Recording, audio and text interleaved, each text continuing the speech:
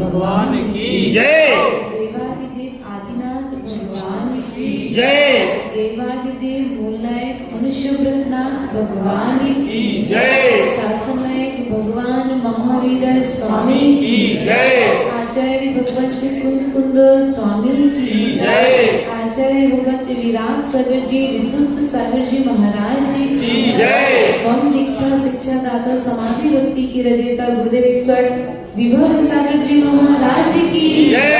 साक्षात विराजमान मुनि श्री विभास्वर सागर जी शुद्धोपयोग सागर जी महाराज की जय। गौर सांग जिनवाड़ी माता की जय। ब्रह्मचारी सिद्ध श्री माता जी की जय। समस्त मुनि संघ की। प्रिय बंधुओं,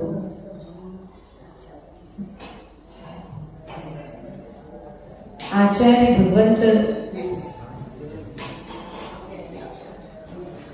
आदि पुराण ग्रंथराज में जब श्रावक की 53 क्रियाओं के अंतर्गत दान पूजा आदि सत्कर्तव्यों की जब विवक्षा करते हैं तो उस विवक्षा के अंतर्गत कहते हैं कि दान किसको देना चाहिए, कहां पर देना चाहिए और उस दिए गए दान का फल आपको भविष्य में क्या मिलने वाला है। अर्थात दान देने के पूर्व पात्र का चयन, दूसरा भविष्य में उसके फल प्राप्ति का चिंतन। यदि इन दो बातों को स्मरण रखकर के यदि दान दिया जाएगा तो वह दान आपके लिए भविष्य में कर्म निर्जरा का साधन बनेगा, अर्थात तुम्हारे लिए शुभ सहयोगों का साधन बनेगा।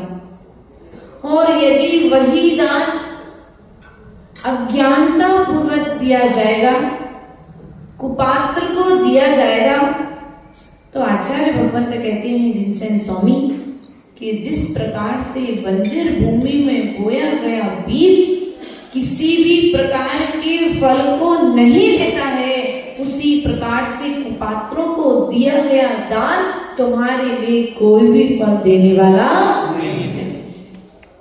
भरत चक्रवर्ती का उदाहरण आता है कि एक दिन भरत चक्रवर्ती के मन में दान देने की भावना उत्पन्न हुई कि मुझे आज दान देना है, लेकिन दान किसे दूं, इसका निर्णय भी तो करना पड़ेगा।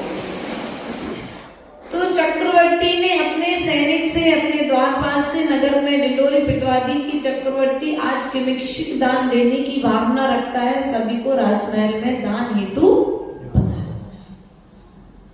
सभी नगरवासी पधारे, लेकिन उसके पूर्व चक्रवर्ती ने जिस मार्ग से श्रावकों को आना था उस मार्ग पर कुछ हरी बिछवा दी। क्या करवा दी? हरियाली बिछवा। हरियाली बिछवा।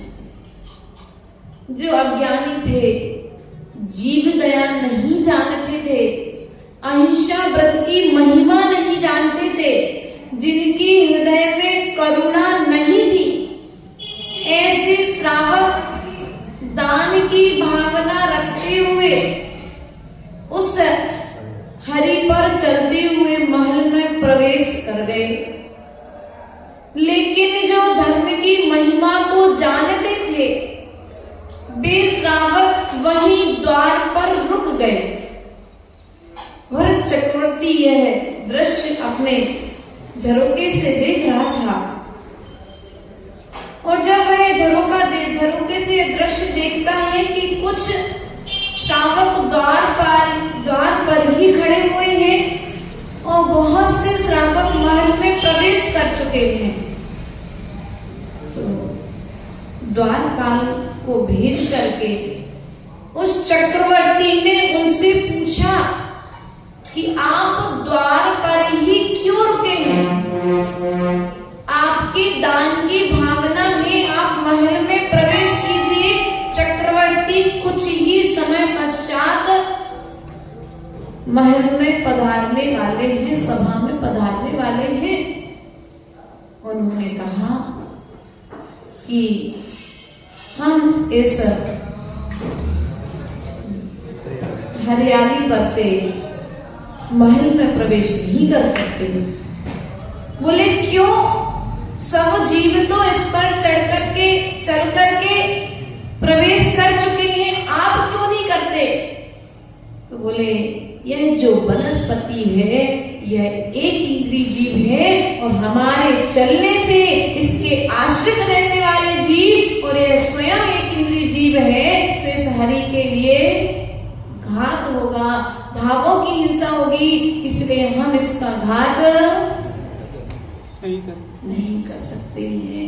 जब यह बात चक्रवर्ती के कानों में पहुंची तो चक्रवर्ती ने उन्हें सुयोग्य पात्र समझ करके उन्हें मार्ग दूसरा दिया, और दूसरे मार्ग से उन्हें महल में प्रवेश करा करके उन्हें धर्म का उपदेश दिया। अर्थात दान देते समय और उपदेश देते समय, दान देते समय पात्र का चयन होना चाहिए, और उपदेश देते समय पात्र का चयन होना चाहिए। यदि दान देते समय पात्र का चयन नहीं होगा तो फल को देने वाला नहीं होगा, और उपदेश देते समय यदि पात्र का चयन नहीं होगा तो वह भी भविष्य में कोई फल देने वाला। छत्र चूड़ामणि ग्रंथराज में आचार्य भगवंत ने कहा है कि जिस प्रकार से यदि आप स्वान के लिए घी पिलाएंगे, स्वान के लिए घी पिला देंगे, कुपात्र को दिया गया दान, कुपात्र को दिया गया उपदेश स्वान को पिलाए हुए घी के समान है। इसलिए पात्रों का चयन, आप परम पुण्यात्मा हैं कि मुनिराज ने स्मृति नगर के लिए अपने उपदेश के योग्य समझा, अर्थात आप इसके उपदेश के पात्र थे, इसलिए आपके नगर में यहाँ पर आचार्य महाराज यहाँ पर शासन यहाँ पर पधारे हुए हैं। ये आपका परम पुण्य का उदय है, क्योंकि लोग तरसते हैं, श्रावक तरसते हैं कि मुझे निर्ग्रंथ मुद्रा का दर्शन हो जाए। भरत चक्रवर्ती, हमने पूर्व बताया था आपको कि भरत चक्रवर्ती दान देने के लिए तरसता था कि कोई मुनिराज मुझे मिल जाए, मैं उनको रोज आदान कराता था, पुण्योदय से मिलता था। इसलिए आपका पुण्य का उदय है कि आपके नगर में युगल मुनिराज जैसे कुलभूषण और देश भूषण मुनिराज, जैसे हमारे गए मुनिराज राम लक्ष्मण की तरह यहाँ पर विराजमान है। वास्तविकता में ये आपका पुण्य का उदय तो है ही, साथ में हमारा पुण्य कर्म का उदय है कि तरुण भैया जी बार बार जब हम लोग पूर्व में आए थे तो माता जी यहीं रुक जाओ, विधान करके जाना, लेकिन हमने कहा भैया गुरु आज्ञा जब तक नहीं होगी तब तक हम यहाँ पर प्रवास नहीं कर सकते हैं। महाराज की आज्ञा लेकर के, आचार्य गुरुदेव की आज्ञा लेकर के आपका पुरुषार्थ धन्य हुआ, और यहाँ पर पुनः हम सभी का आगमन हुआ, और आपके पुण्य के उदय से हमको भी आज युगल मुनिराज के दर्शन करने का सौभाग्य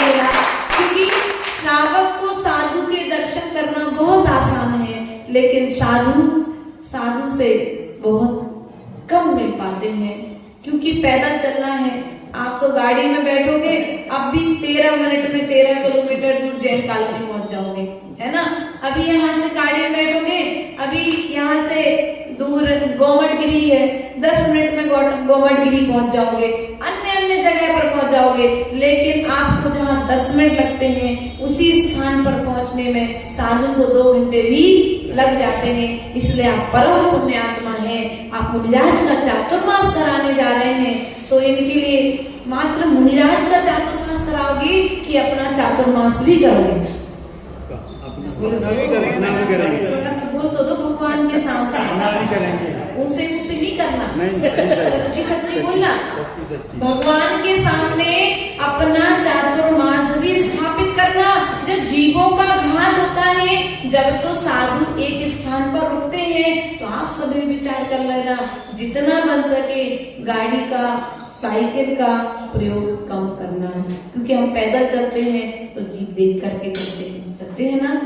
और जब गाड़ी से आओगे तो आदि छोटे छोटे जीव हमको दिखाई नहीं देते हैं। इसलिए पुरुषार्थ करना कि 4 महीने दीपावली तक हम स्मृति नगर को छोड़ करके इंदौर के बाहर कहीं, जहां महाराज आज्ञा करेंगे वहां तो जाएंगे सौदरनगर, लेकिन उसके अलावा अन्य कहीं बोलो तो नहीं जाएंगे। मौन नहीं पक्का में ना।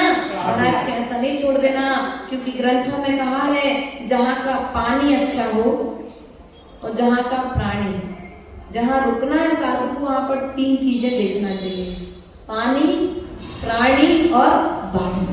क्या? पानी, प्राणी और वाणी। आप प्राणी तो अच्छे थे, भव्य थे, जब तो निर्ग्रंथ मुनिराजों का सानिध्य मिला। पानी, आपके यहाँ का पानी अच्छा है, यहाँ पर हम लोग रह करके आहार आदि में कुएं का पानी लेते हैं तो मालूम पड़ गया, है ना। उसके पश्चात में आपकी वाणी, अब आप महाराज से किस प्रकार से रहते हैं, बोलचाल आपका किस प्रकार का है, ये विनय का भाव आपके भीतर में था। इसलिए जब 3 चीजें अच्छी मिली तो महाराज ने भी कहा कि स्मृति नगर हमें जरूर जाना चाहिए।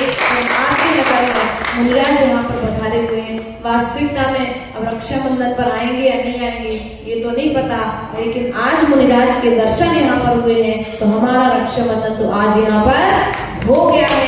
ऐसे गए मुनिराज के चरणों में बारंबार नमोस्तु निवेदित करते हुए यही भावना करते हैं कि बार बार इसी प्रकार से मुनि दर्शन हमारे लिए होते रहे। इन्हीं भावनाओं के साथ बोले परम पूज्य आचार्य देवरेश्वर विभव सागर जी महाराज जी की जय।